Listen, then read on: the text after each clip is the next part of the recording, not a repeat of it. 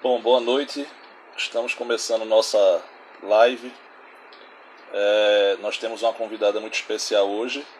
É a Dinelza Martins, tá? Ela vai participar da nossa conversa sobre empatia e amor. Boa noite, minha amiga Dinelza, tudo bem? Boa noite, Ernesto. Tudo bem e você? Eu estou bem, graças a Deus. Espero que essa noite a gente consiga achar as respostas devidas para as perguntas que tanto nos afligem nessa Quem pandemia. sabe algumas respostas nós nem vamos poder dar, porque as pessoas vão ter que descobrir sozinhas, né? Devido às É suas bem uma coisa. vivências. Então, Bom, algumas só para. coisas, de fato, nós vamos poder responder, outras não. Mas eu acho que a gente consegue. Bom, de Sim, uma antemão, boa parte.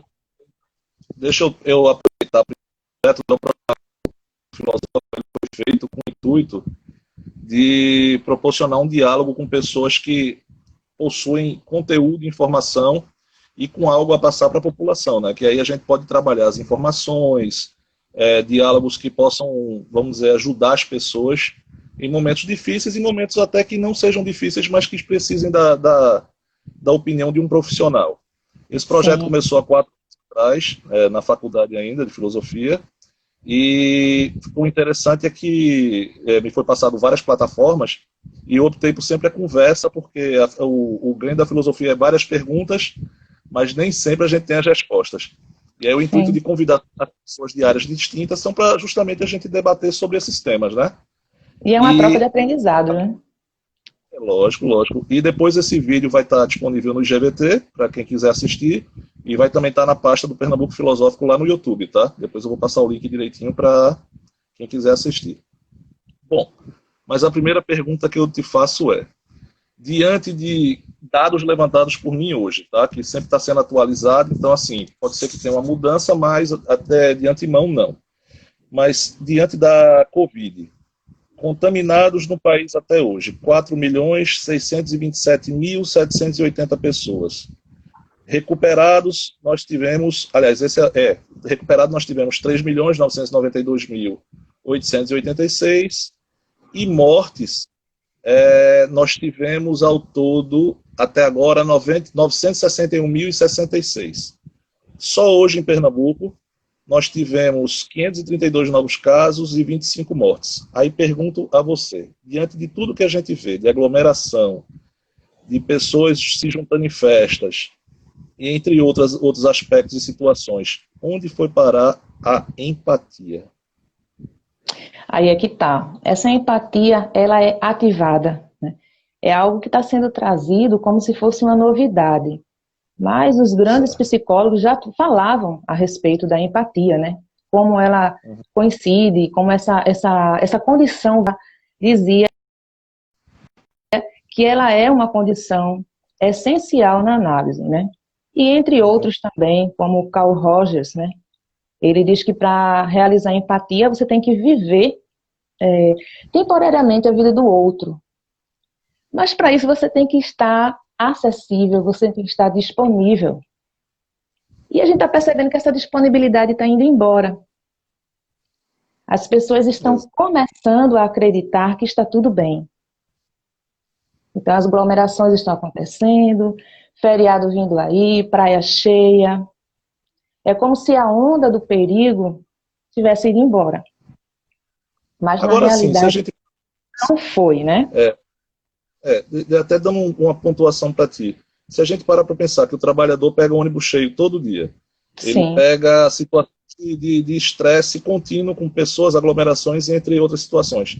Será que no subconsciente dele ele não se dá o direito de falar assim, poxa, se eu já passo pela situação todos os dias, por que não eu curtir uma praia no fim de semana?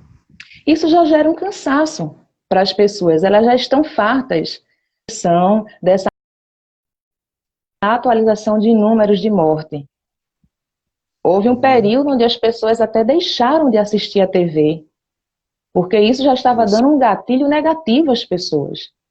Elas ligavam a entendo. TV na sua casa, né, isoladas, e assim, independente do canal que você mudasse, de dia, de tarde ou de noite, a história era a mesma. a mídia trazia bombardeando, atualizando o número de mortos. E isso era assustador.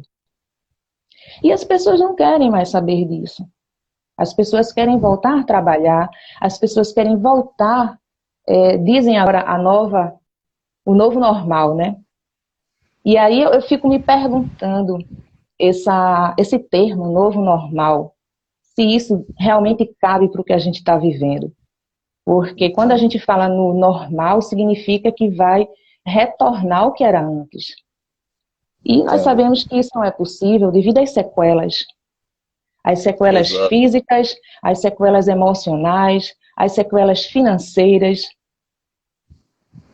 Porque Entendi. muitas pessoas perderam o emprego, muitas pessoas perderam seus entes queridos. E aí, como retornar a esse novo normal? Então, esse termo, eu acredito que ele fica bem longe da nossa realidade.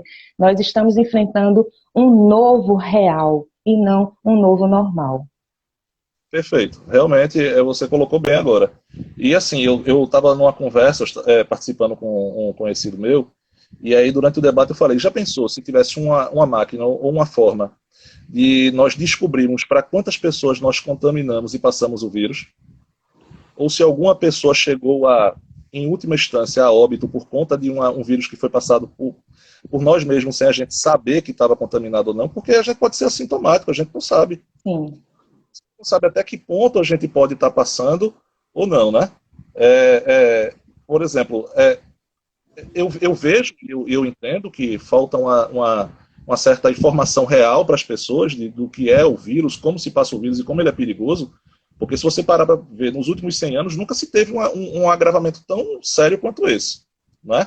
E você pega a população, que você coloca ela no meio de várias informações de governo federal, governo estadual, secretarias, e cada um dando uma opinião distinta, você vai pegar aquele cidadão que vai fazer, eu vou fazer o que da vida?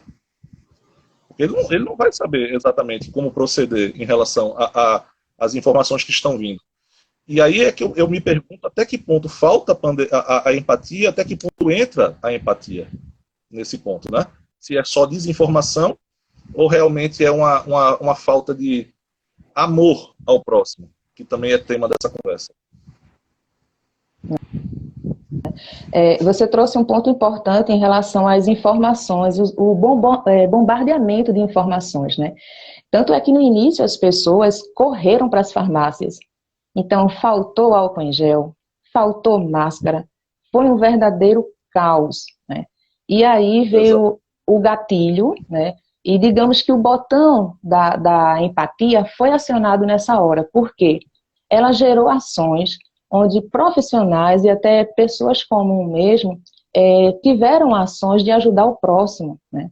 Então foram distribuição de cestas básicas, distribuição de máscaras, até para o público, pessoas que vivem abandonadas em condição de abandono na rua, né?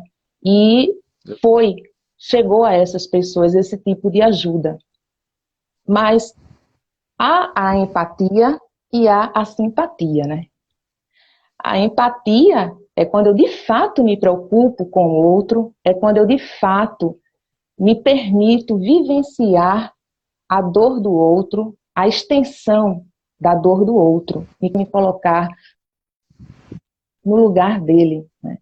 E a simpatia é somente você dizer assim, tá doendo, sinto muito pela sua dor, mas não passa disso, né? Porque não há nenhuma ação gerada a favor.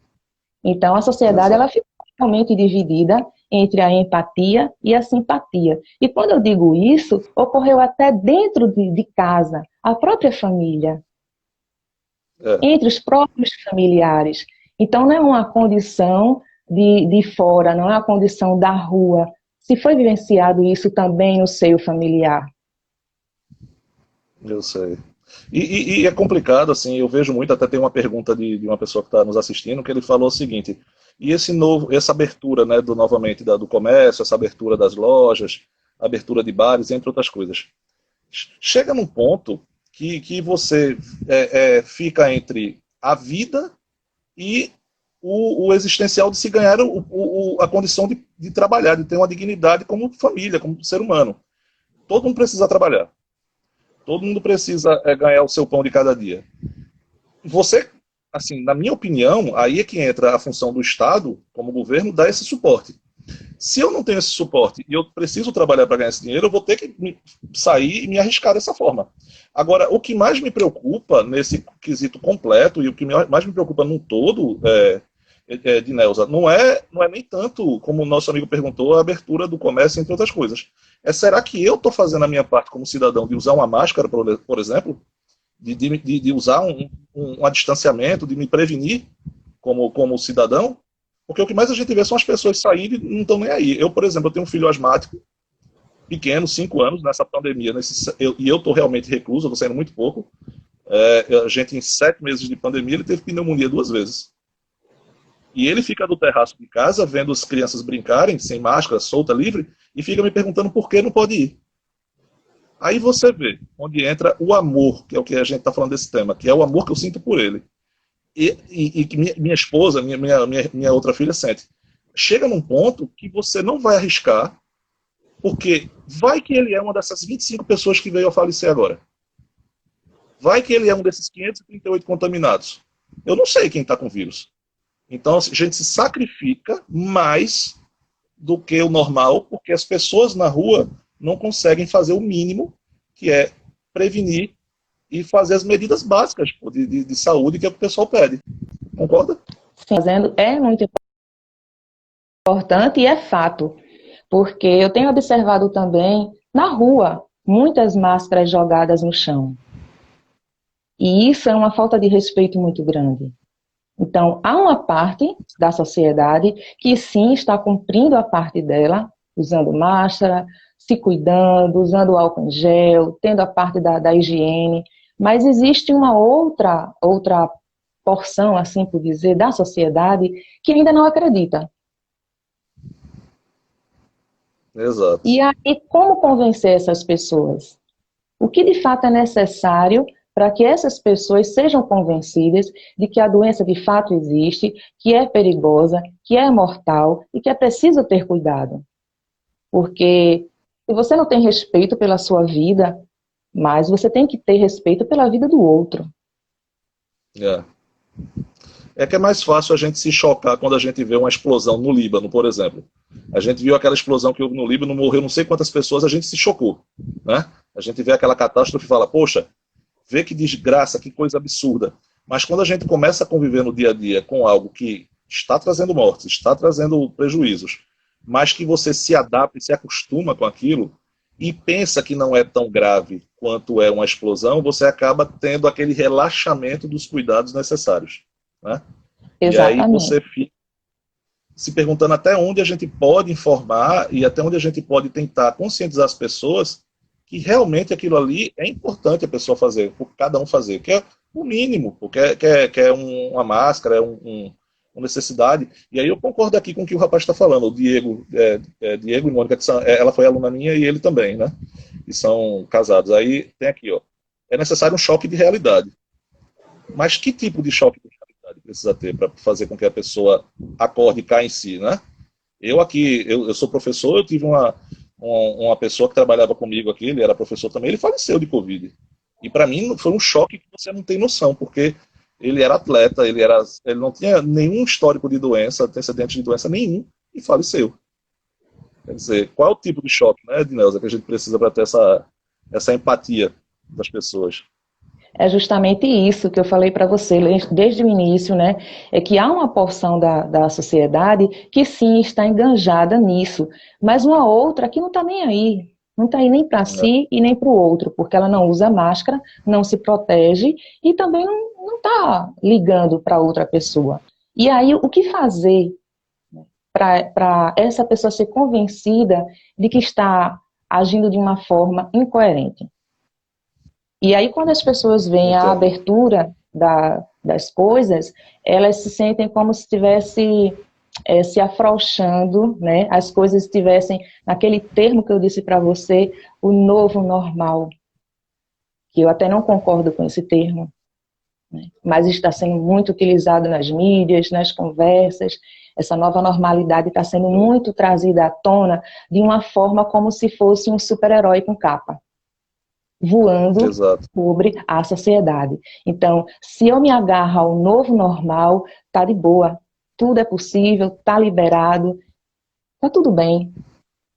É, e não tá, né? A gente sabe que não Não, tá. não está. E eu acho, e eu acho que uma das principais fontes de prejuízo para quem está ainda fazendo o isolamento social, porque eu li uma pesquisa hoje que só 26% dos brasileiros ainda estão realmente fazendo esse isolamento. E diante dessa pesquisa, a grande maioria que está fazendo isolamento ainda são que tem alguma pessoa, algum ente querido próximo à família que tenha ou algum histórico de doença ou que tenham idosos dentro de casa, né? E o que me choca muito, né, nessa situação é que você vê pessoas que assim, eu falava algo que há um tempo atrás desse que foi por terra e foi uma lição para mim de vida.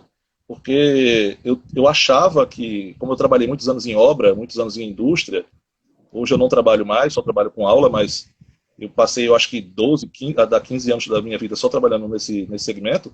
Eu achava que as pessoas que tinham não usavam EPI, não colocavam a luva, um capacete, um protetor auricular quando eu ficava em cima pedindo, na área de segurança do trabalho, eu achava que era porque as pessoas tinham um conteúdo mais humilde, não eram pessoas com informação, eram pessoas que tinham um poder aquisitivo menor.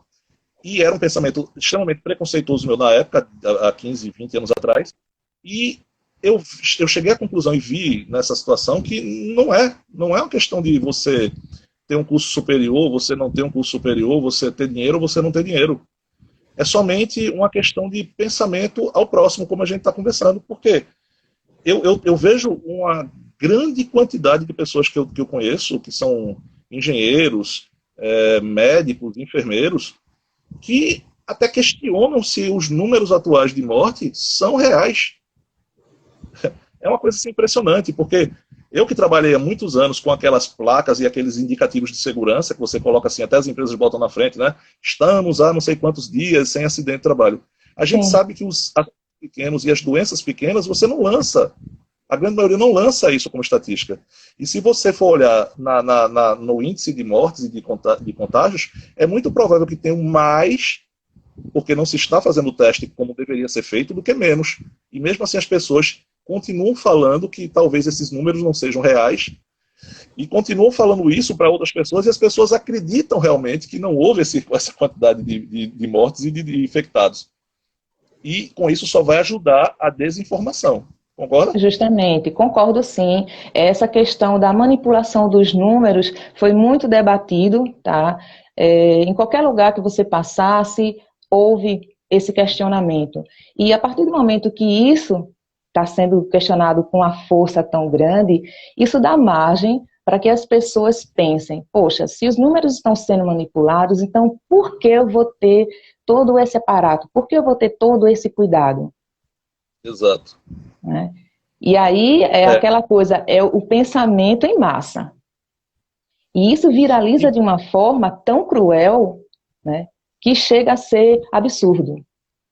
não, é um Porque se absurdo. você entra no ônibus, aí que quando você vai descer do ônibus, você automaticamente tira a máscara do rosto e joga no chão, onde tem uma lixeira bem perto, mas você joga no chão, tendo É plena complicado. consciência do que você pode estar causando. E me diga um negócio, Dinelza, e para a gente reverter essa situação, para a gente colocar o amor e o pensamento positivo em primeiro lugar, dentro das nossas casas, dentro da sociedade, no ambiente de trabalho, o que é que você nos recomenda? Cuidar de si próprio. Para eu amar alguém, primeiro eu tenho que me amar. Para eu cuidar de Certo. alguém, primeiro eu tenho que me cuidar.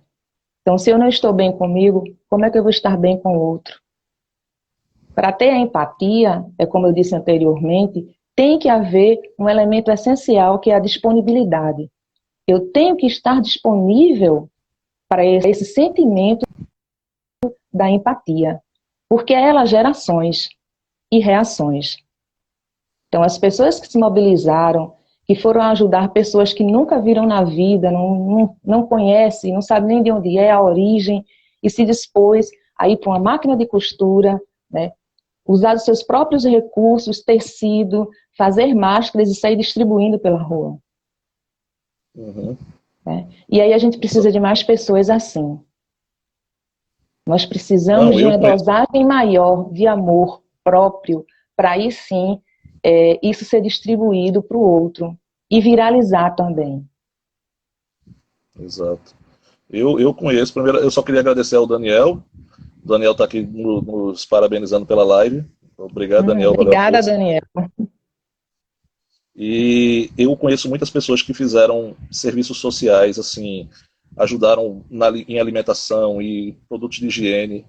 E assim, eu acho massa quando você se disponibiliza para ajudar o próximo, sabe? Assim, eu fiquei muito impressionado com algumas pessoas que eu não esperava fazer esse tipo de ação e vão lá, acordam de manhã cedo, levam de noite comida, cobertor, tentam fazer o possível para a parte de higiene pessoal. Então isso eu achei muito, muito, muito massa. Sim, E assim, eu sim. queria que. Exato. E assim, é muito bonito essa ação que as pessoas fazem sem esperar nada de governo, sabe? Eu acho isso muito show de bola, muito, muito massa mesmo. Mas é justamente isso. Para algumas pessoas foi acionado o botão da empatia, né? E quando esse botão é acionado, você está disposto para o outro, né? Certo. Automaticamente ele gera aumentos, né? E aí aquela pessoa que era tão egoísta, ela vai substituir o egoísmo dela pela generosidade, né? E aquela Uhum. pessoa que excluía, ela vai gerar a solidariedade. E esses sentimentos vão sendo Certo. distribuídos. E essa pessoa vai Certo. passando para outros, vai chamando, convidando outras pessoas para participar de ações assim. E aí, Entendi. na outra ponta, tem o amor, né? E para esse E amor para. acontecer, tem que ter doação. Exato. Eu particularmente, nessa pandemia, como eu fiquei muito em casa, e como eu te falei, né, a gente tem um pequenininho que ele é super ativo e a gente estava tentando se reciclar constantemente sobre como mantê-lo ocupado e não deixando a gente, que logicamente temos momentos de surtar, de ficar, poxa, o que a gente vai fazer no outro dia, de você ficar assim realmente sem saber o que fazer, mas assim, a gente conseguiu uma coisa lá em casa, pelo menos eu estou falando da minha casa, que foi a gente se uniu mais, sabe? A gente começou a fazer mais programas em família, a gente começou a fazer mais é, atividades em conjunto. Eu tenho uma avó que mora próximo a mim, então assim também a gente tomou um cuidado redobrado com ela. Então, qual é a dica para uma família, por exemplo, seja qualquer modelo de família que tenha, tradicional, sem ser tradicional, só o pai com o filho, só a mãe com o filho, da forma que for, qual é a dica que a gente pode ter para fazer com que a gente sempre esteja trabalhando esse amor em família e consiga suprir essa falta e essa necessidade de estar saindo e estar o tempo todo se divertindo na rua. Pois é, aí a gente tem que ativar a autoridade maior. Porque quando nós falamos de família, independente do núcleo, família é o lugar onde você se sente pertencente. Quando você pertence àquele núcleo, é família. Então, há a família sanguínea e há a família de coração, a família emotiva, por assim dizer, né? Afetiva.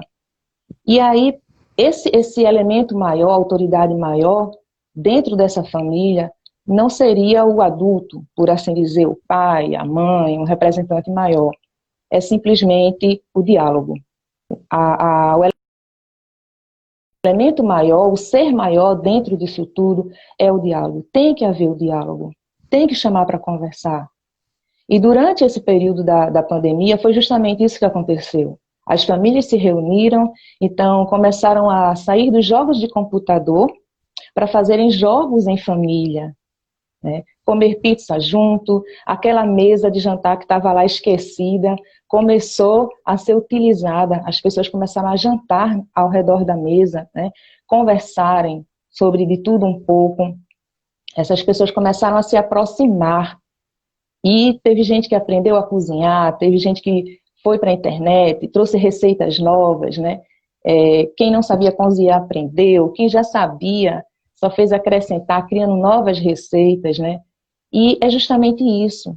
É uma coisa tão simples, mas que é complicado, porque as pessoas estão dentro de casa, mas em cada ambiente tem uma pessoa com um quarto, o teu filho está no outro, ele quer falar com você, manda uma mensagem pelo celular, onde ele poderia simplesmente sair do quarto dele, bater na porta e chamar a atenção, né? Mas aí deve ser a mensagem. Lá em casa foi engraçado porque no começo da pandemia eu redescobri alguns jogos que eu não tinha nem noção. A gente começou a jogar dama de novo, a gente começou a jogar dominó de novo, eu achei super trunfo. Super trunfo era uma coisa que eu jogava quando criança, aí eu achei um monte e a gente foi jogar.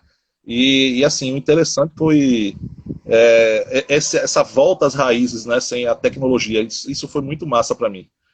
Foi um reconhecimento, né?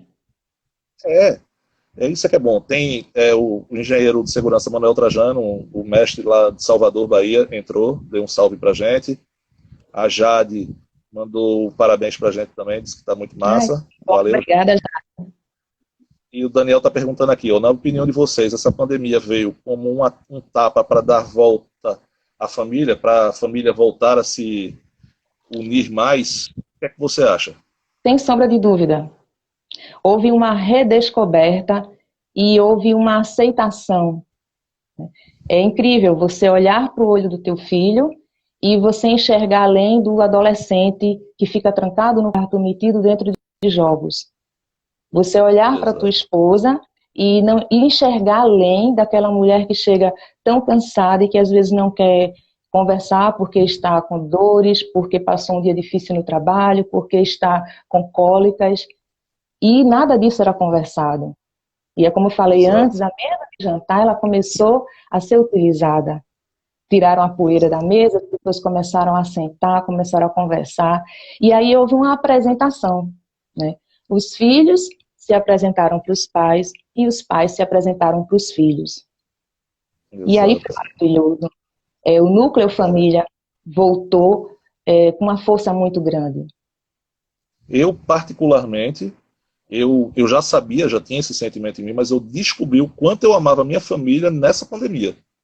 É interessante porque em 7 meses de isolamento, eu acho que eu tive um pequeno desentendimento com a minha esposa por conta de futilidade do dia a dia, mas assim, ao contrário de muitas pessoas que eu vejo reclamando que tiveram brigas e confusões porque não aguentavam mais estar com a esposa, com os filhos dentro de casa, eu não tive isso. Eu não sei se é pelo fato de eu já ser muito caseiro, e assim, me ocupar bastante, eu me ocupei muito nessa pandemia com leitura, eu nunca li tanto na minha vida, eu juro a você. Foi uma coisa impressionante, eu li pra caramba. Um período bastante assim, significativo, né? Bastante significativo. Exato, eu estava num ritmo muito puxado, então eu não conseguia.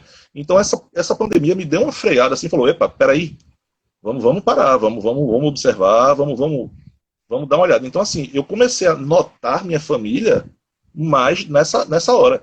E o interessante, pelo menos para mim, é que quando eu me via estressando por algum motivo, a minha esposa tocava em mim e falava, opa, olha, dá uma olhada. Quando era no caso dela, eu fazia a mesma coisa, olha, vamos parando. E assim a gente ia se completando, tá entendendo? E assim, isso para mim foi massa, porque eu já sabia que eu amava meus filhos, mas eu não sabia que eu amava tanto depois dessa pandemia. Parece que dobrou, sabe?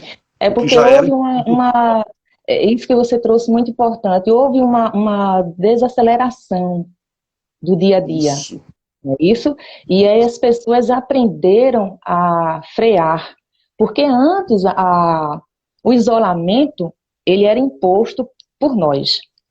A gente é que colocava aquele distanciamento, não é nem o isolamento. A gente colocava o distanciamento, era imposto por nós para os outros.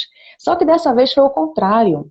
Esse distanciamento ele foi imposto devido à doença, devido às condições, né? E aí muita gente ficou perdido. E agora o que é que eu vou fazer? As informações vinham bombásticas, né?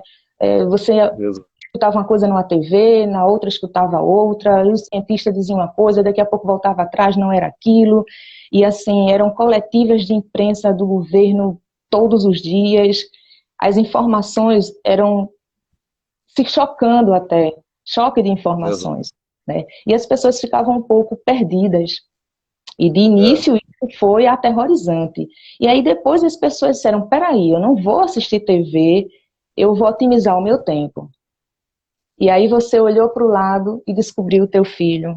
Você olhou para o outro lado, descobriu a tua esposa. Você olhou para frente do espelho e se descobriu. Muita Exatamente. E gente isso é que. começou a fazer yoga, muita gente descobriu coisas que nem sabia. Teve gente que começou a ler, a ter prazer pela leitura justamente agora. E É. aí Tem uma, também teve lá. vieram as lives e você começou a ver cantores que estavam afastados da mídia, né? E você começou a ver Exato, essa gente bacana fazendo lives maravilhosas, né?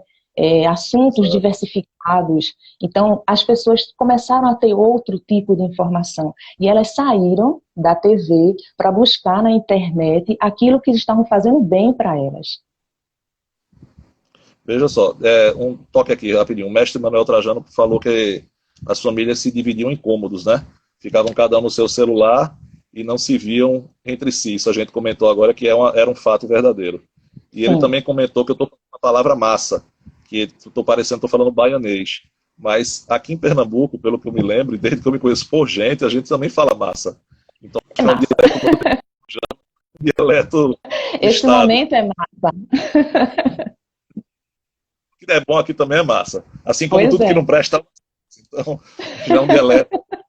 Já que Hum. o Daniel também perguntou aqui, ó, rapidamente, deixa eu só achar pronto. Ele perguntou assim: vocês acham que os pais apresentam cedo demais a tecnologia aos filhos?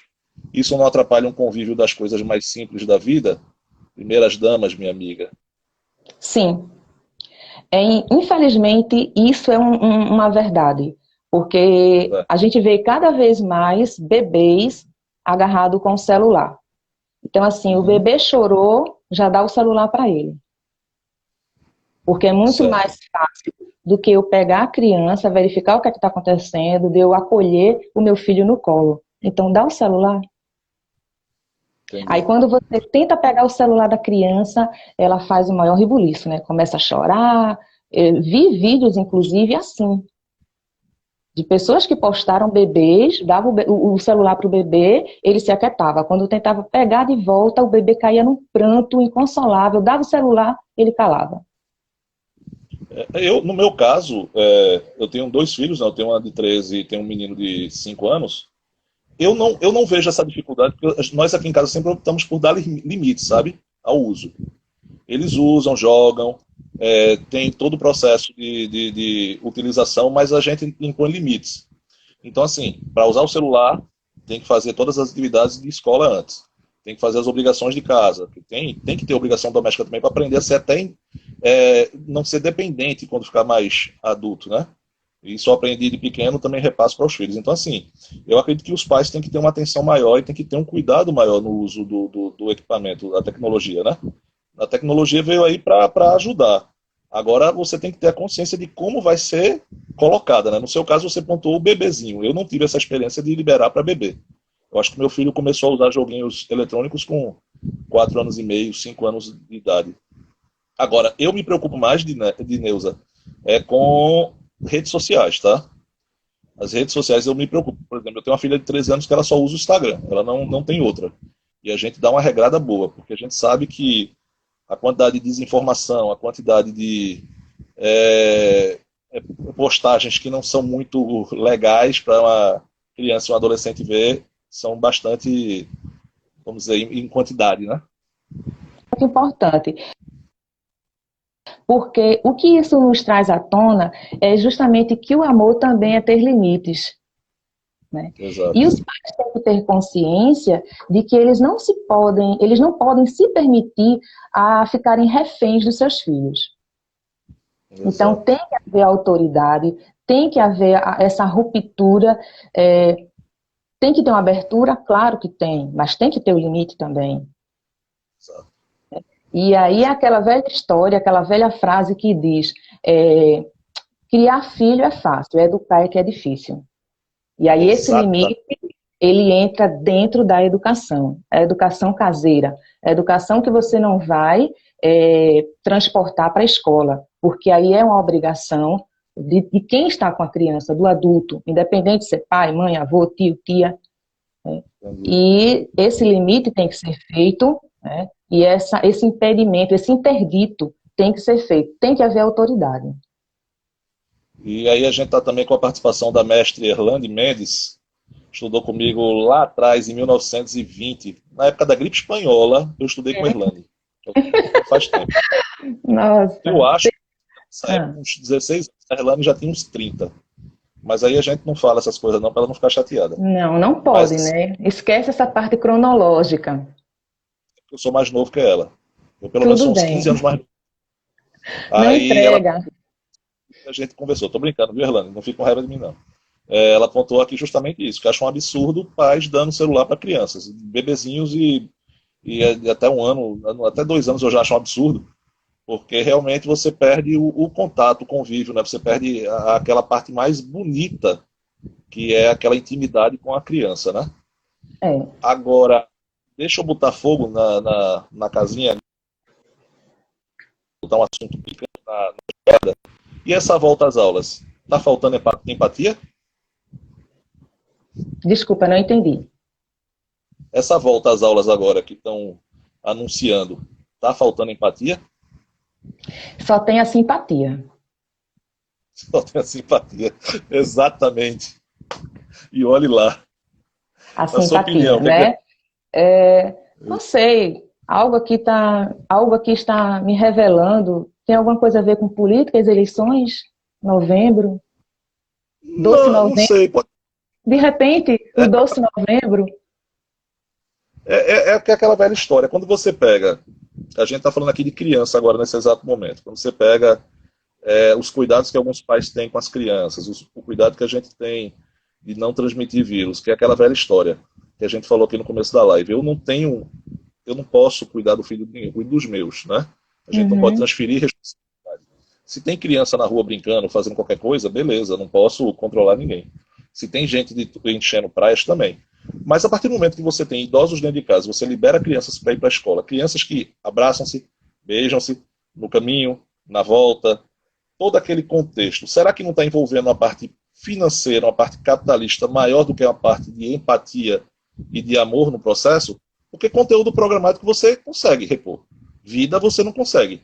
Que de Deus o livre, mas que de 100 pessoas que estejam numa escola, uma venha a óbito ou venha ficar com sequela, para mim já é uma perda irreparável. E a Concorda? grande questão é, essas escolas elas estão preparadas estruturalmente para receber esse público, essas crianças, esses adolescentes, Exato. né? Como é que está a Certo. estrutura? Como é que vai ser feito esse controle, esse monitoramento? São perguntas que vão ficar jogadas ao vento. E aí Exato. vem a grande responsabilidade, os professores, né, os diretores de escola estão todos muito preocupados com esse retorno. Então, o que fazer com esse retorno? Como receber essas crianças? Como acolher esses adolescentes? E aí vem aquela coisa de... tem uma palavra que eles utilizam muito para os adolescentes, que eu acho, assim, de certa forma até um desrespeito, que é aborrecente. Eu acho isso, de certa forma, até cruel, porque É, é uma transição que aquele ser está passando. Não é criança, não é adulto, mas já tem responsabilidades. As mudanças que estão acontecendo, psicológicas, né? A descoberta da sua identidade, a descoberta da sua sexualidade, as descobertas do seu âmbito familiar, social, é muito contexto para ser digerido. E aí, como e não você acompanhar tudo isso e ainda ser o top, né? Exato. E nesse seu link você já pode dar a resposta para o Daniel novamente. Que ele botou aqui que os adolescentes só fazem as atividades de casa se tirar o Wi-Fi. Ou ainda de cara feia. Por Mas que eles aí fecham? é justamente a questão da autoridade, a questão de impor o limite. Está exigindo Exato. agora porque é adolescente, mas isso já veio de quanto tempo? Para esse Exato. adolescente ter esse tipo de comportamento, significa que isso já vem desde criança. E Sem aí falar isso aqueles se vídeos. estendeu até a adolescência, né? E aí muitas vezes esses pais, eles repetem aquilo que eles viveram na infância deles. Eles reproduzem o comportamento que eles tiveram. Exatamente. Né? E aí cobrar, mas também é preciso ter o exemplo. É o que eu falei anteriormente. Os pais não podem se permitir virarem reféns dos seus filhos. Exato. E para isso, aquilo que a gente falou lá na frente, o diálogo. Manter o limite, né? Manter um diálogo. O limite, a autoridade, mas eu não falo aquela autoridade militarista. Não vai fazer e pronto. Não vai fazer. Por que não vai fazer? Senta, conversa. O meu filho de 5 anos sempre pergunta o porquê de estar proibido por alguma coisa. É importante sempre. demais. O porquê ele não pode ser podado. Não pode. Tem que Dele, né? existir uma explicação. Para cada negativa, tem que ter uma explicação. Os pais têm que ter consciência que dizer não também é uma prova de amor. Exato. E me diga um negócio. Nós, brasileiros, eu não vou nem botar o povo pernambucano só, porque nós temos outros estados aqui participando, mas nós, brasileiros, já soubemos alguma vez o que é empatia? Nós sabemos amar? Ou apenas nós somos acolhedores, como muitas pessoas não enxergam? Nós não vamos generalizar. Existe uma grande parcela que está aprendendo a amar. Porque para isso também a gente tem que se permitir. E então tem uma grande parcela que está se permitindo a conhecer o amor, né, a amar e a se amar. Aí a gente não pode colocar todo mundo nessa panela. E cada um é cada um tem uma vivência, o porquê daquilo, né? O porquê dessa pessoa ser tão fria, o porquê dessa pessoa ser tão ignorante, né? Dessa pessoa não ter paciência, e aí vem os porquês. Nós também fazemos os porquês, tá? Nós precisamos desses porquês, eles são essenciais quando a gente está realizando a terapia. Inclusive, nesse período da pandemia, foi proposto pelo Conselho de Psicologia para que nós realizássemos o atendimento online gratuito. E foi muito interessante isso, né? Justamente no foco, aquele início da pandemia, onde as pessoas estavam isoladas, as pessoas estavam perdidas, os sentimentos em conflitos, um verdadeiro caos, elas se sentiam jogadas diretamente no olho do furacão. E aí, quando o Conselho fez essa proposta, não apenas eu, junto com meu sócio Bartolomeu Gomes, abraçamos a causa, como muitos outros profissionais. E foi uma experiência intensa. Isso só fez acrescentar e enriquecer a nossa bagagem. Segundo pesquisas recentes, a quantidade de violência doméstica aumentou, né? Muitos homens, é um tema dele, mas a gente precisa tocar nele, muitos homens começaram a agredir as esposas dentro de casa, não só agressões físicas, agressões verbais. Muitos pais começaram a fazer agressões verbais e físicas também nas crianças, entre outros aspectos. Pergunto eu, responde você. Como fazer para ajudar essas pessoas? E você acredita que a pandemia realmente teve uma significância maior, aumentou realmente a violência doméstica por conta dela? Se não fosse a pandemia, seria qualquer outro vírus. Esse gatilho ia ser acionado de qualquer forma. Porque se uma pessoa é abusiva, ela vai ser abusiva. Independente de ser uma pandemia, de ser uma crise econômica, ela vai demonstrar essa violência. Ela precisa se sentir superior. E aí tem que haver duas pessoas nessa história, o abusador e o abusado. Exato. E aí vem aquela história da denúncia. Quando você se cala, você dá mais força ainda para o abusador. E a pessoa tem que ter um apoio, tem que saber que não está sozinha nessa, que vai ter pessoas ali ajudando para que ela tenha força suficiente de denunciar. Então a denúncia ainda é a maior arma. E me tira uma dúvida. Pessoas com depressão tiveram um aumento nessa pandemia? Não tiveram? Tem alguma causa relacionada diretamente a isso?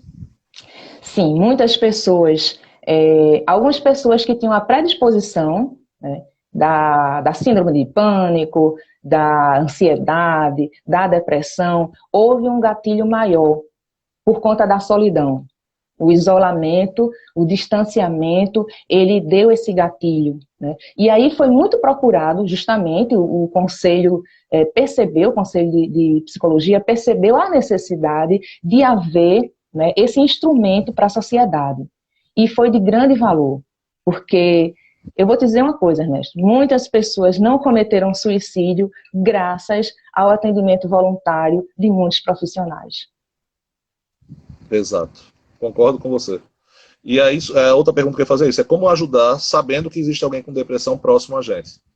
Eu sabendo que existe algum vizinho, alguma pessoa que eu conheça que esteja com depressão, como eu posso me chegar sem causar um alarde, sem causar um espanto maior e que não prejudique essa pessoa? Tem como? Eu posso tomar alguma atitude que eu possa me aproximar e dar uma mão a essa pessoa?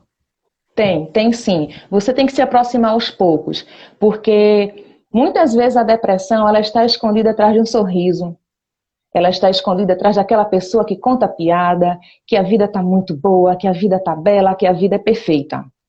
E aí a gente tem que ter cuidado, porque a depressão ela é silenciosa.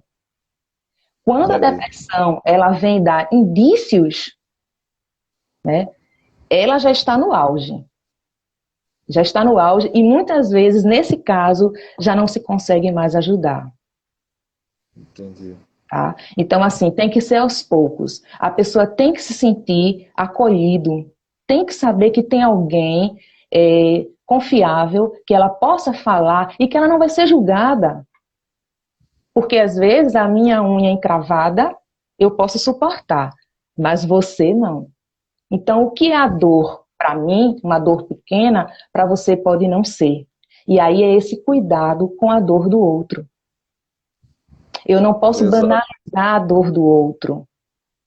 Exato. Então, eu tenho que valorizar essa pessoa tem que ter a consciência de que ela está sendo, não está sendo julgada pela dor dela, que não é algo banal, porque às vezes as pessoas não querem falar, não querem se abrir, por medo, por vergonha de serem apontadas, de serem julgadas, independente da idade. Nas redes sociais, né, que a gente vê muitas fotos, muitas pessoas felizes, muitas comemorações às vezes, e às vezes essa pessoa está com uma depressão tão profunda que você não consegue visualizar por conta de uma capa que não é a real da vida da pessoa, não é isso? Pois é. E aí a gente trazendo, né, um exemplo maior do grande ator Robin Williams, né, que era um grande ator e assim, fazia filmes maravilhosos, sempre de bem com a vida, sempre de bom humor, e aí o que é que aconteceu? Cometeu suicídio. E aí vem aquelas perguntas, vem aqueles apontamentos, mas ele tinha tudo, mas ele era um cara que tinha uma casa, ganhava dinheiro, era famoso, o cara tinha tudo, vivia feliz, vivia sorrindo, mas o que é o tudo para você e o que é o tudo para ele?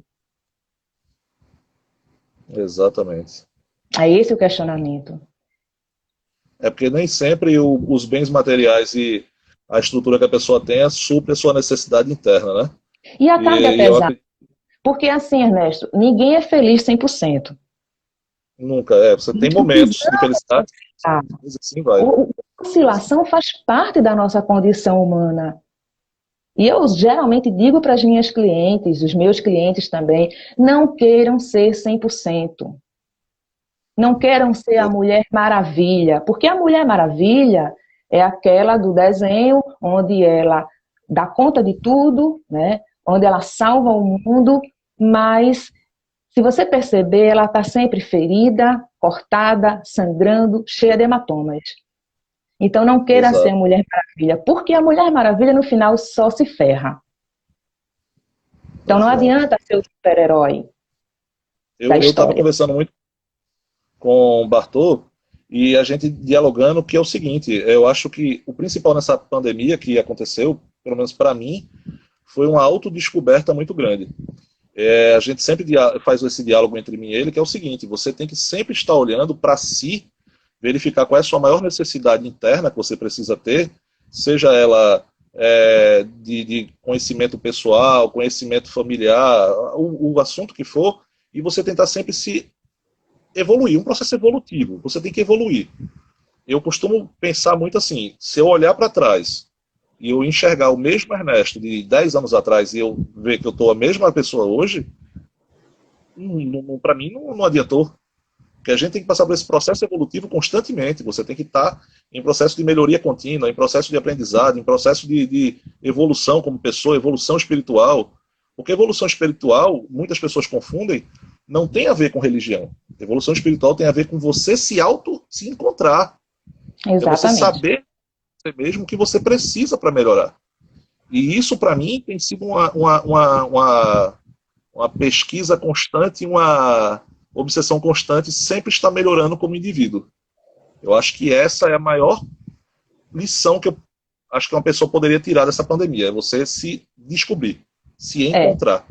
A cereja do bolo, a cereja do bolo é justamente essa, é você não se comparar com os outros, mas consigo, para que haja evolução.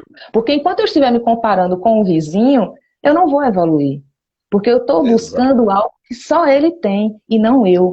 Eu vou tentar viver a vida do outro, eu vou tentar ser o outro, alcançar os objetivos do outro e não os meus. É aquela velha história, né? A grama do vizinho sempre é mais verde. Mas quando você começa a pegar a sua grama, ela fica tão verde quanto. E aí você não pode comparar mais a grama sua com a do vizinho. Você tem que comparar a sua grama como ela era antes. Exatamente. Se ela era assim, e ela hoje está colorida, ela está bonita. Eu acho que é isso o principal aspecto que a gente precisa como pessoa, como evolução. Eu, quando comecei na filosofia, a minha entrada no ramo da filosofia foi justamente para descobrir as respostas. E eu vi que a filosofia não dá resposta, ela dá pergunta. A resposta você tem que correr atrás. Aí é uma coisa muito interessante que você trouxe, que eu também levo para os meus clientes, é o questionamento inteligente. Né? As pessoas não precisam se questionar. Se você fosse questionar de uma forma errônea, você vai gerar mais sofrimento. Porque a partir do momento que você diz assim, o que foi que eu fiz da minha vida? Caramba, quando você faz essa pergunta, você está trazendo todo o passado nas suas costas. Mas se você se perguntar o que é que eu posso fazer da minha vida, aí as portas das possibilidades são infinitas. Fica até mais leve. Exato. E veja só, a gente está a 7 minutinhos de concluir. Eu quero lhe fazer 2 perguntas para fechar com chave de ouro e para só constatar o aprendizado que eu tive com você. Porque meu maior intuito de fazer essas lives com as pessoas que eu convido é para aprender. E eu realmente estou aprendendo. É muito gostoso isso. É uma ponte, porque é um aprendizado seu e nosso também, que está aqui do outro lado. Mas eu garanto que eu estou aprendendo mais. A primeira pergunta que eu quero lhe fazer é: nós sabemos amar como seres humanos ou ainda precisamos evoluir para aprender a amar? Evoluir e muito. Muito. Muito. A gente tem que largar muita bagagem que a gente carrega, né? E que às vezes a gente só tira um pouquinho da bolsa, mas o velho egoísmo bate na porta e aí aquilo que a gente largou no meio do caminho, a gente volta para pegar de volta. Exato. Né? E aí a gente tem que evoluir muito, muito. Exato. E aí a outra pergunta que vai dar link nessa. O que é o amor, minha amiga Dineuza? Doação. Doação, palavra perfeita. Não tem porque outra melhor. É como eu disse para você, entre a empatia e o amor, para a empatia ocorrer tem que haver a disponibilidade. E para o amor acontecer, você tem que se doar. Exato. E aí você tem que estar disposto também para essa doação.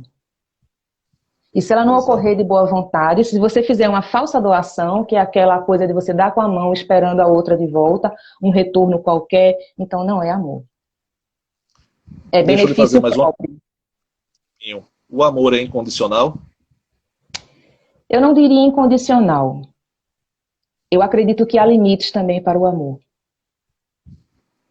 E é por isso que os pais têm que aprender a dizer não e impor limites, porque é uma forma de amor. Exatamente. Perfeito. Veja só. Antes de mais, queria agradecer a todos que participaram. Jade, obrigado pela participação. Claudiana, Elaine, que participou agora no finalzinho. Deixa eu ver quem mais aqui participou. Ana Cláudia Monteiro, minha esposa, participou.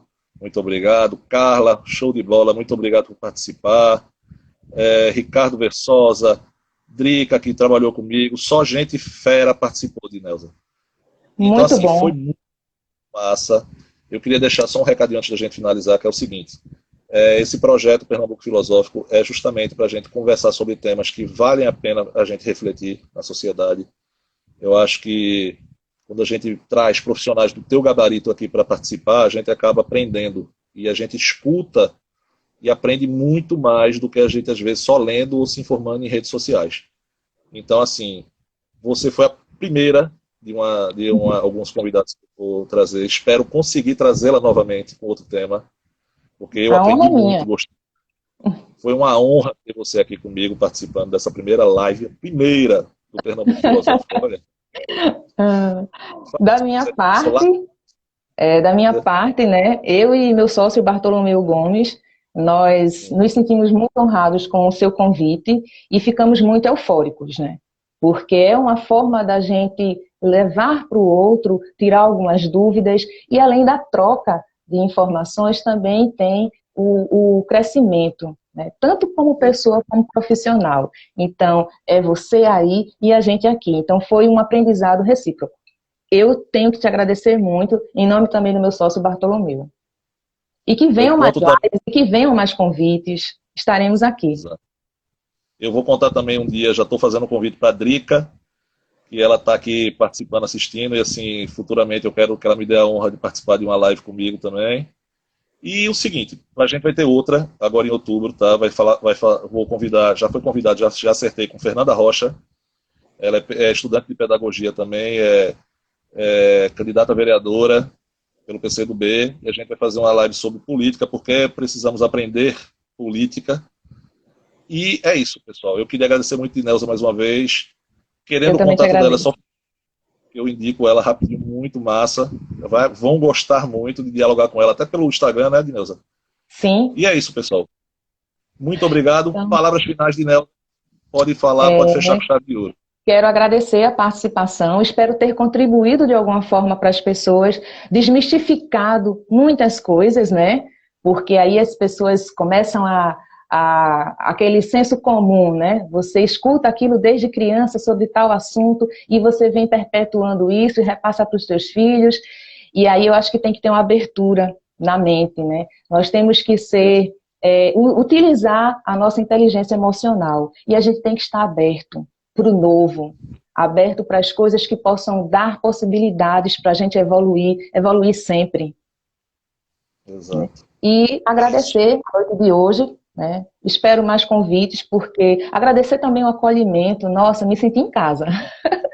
Muito gostoso, o aprendizado, tudo, tudo, tudo, Ernesto. Muito grata a você por esta Espero que esse oportunidade. projeto é um projeto humilde, mas eu espero que ele consiga vingar e que a gente consiga realizar mais, tá? Mas as melhores É, coisas da vida são humildes, né? pessoal, A gente usem tem que máscara. ostentar a sabedoria. Eu só tenho perguntas. Eu só faço as perguntas e você. Não, eu só faço perguntar. Tá Pessoal, humilde? usem. Pode falar. Desculpa. Nada, Pode falar. já, pode ir, já terminei.